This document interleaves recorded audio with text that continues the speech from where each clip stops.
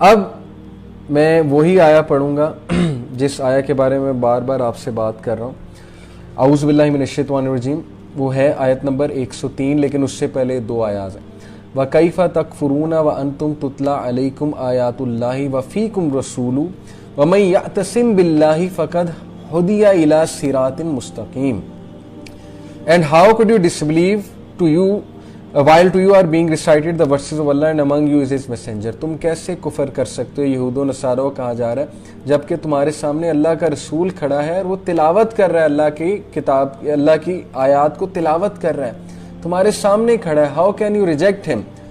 یعنی چلو آج کے کافر نے تو نبی صلی اللہ علیہ وسلم کو نہیں دیکھا، اس کے لیے ذرا زیادہ مشکل ہے ایمان لانا، اس کو زیادہ دلائل دینے پڑیں گے.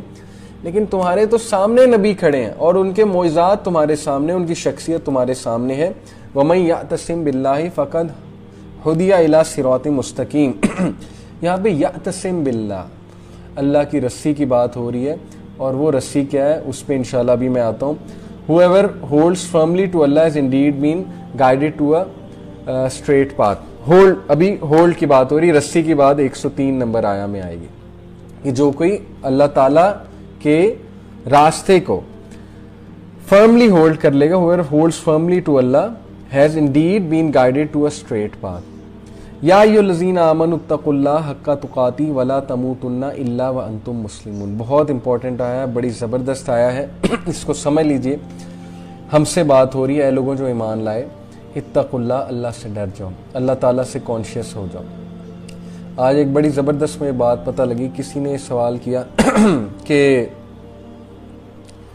دین و دنیا میں ایک ایکسٹریمزم جو ہے وہ پایا جاتا ہے، کچھ لوگ دین کی طرف بہت ہیں، کچھ لوگ دنیا کی طرف بہت ہیں، تو ایک میانہ روی والا رویہ کیا ہے، کیا کرے عام آدمی جو ہے وہ.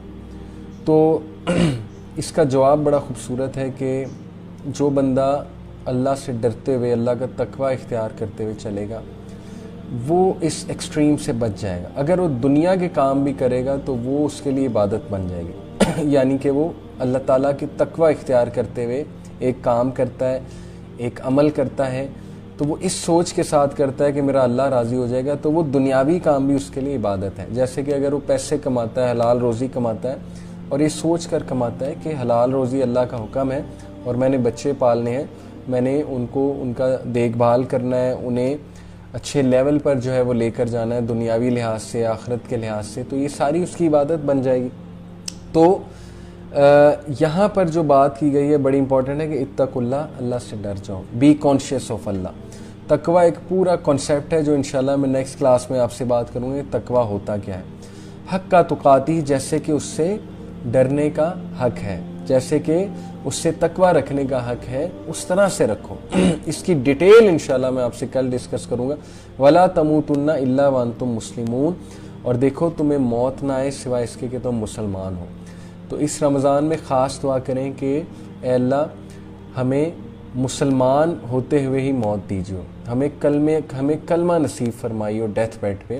یہ بہت امپورٹنٹ دعا ہے کیونکہ ظاہر ہے کہ کلمہ سب کو نصیب نہیں ہوتا اور پتہ نہیں انسان کس حالت میں فوت ہو جاتا ہے، انسان کو بھی نہیں پتہ ہوتا.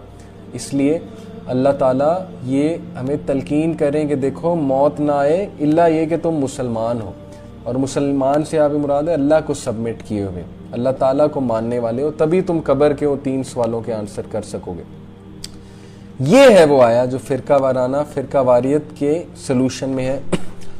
وَاعْتَصِمُوا بِحَبْلِ اللَّهِ، بِحَبْل اس کو رسی کہتے ہیں. وَاعْتَصِمُوا بِحَبْلِ اللَّهِ جَمِيعًا وَلَا تَفَرَّقُوا and hold firmly to the rope of Allah all together and do not become divided.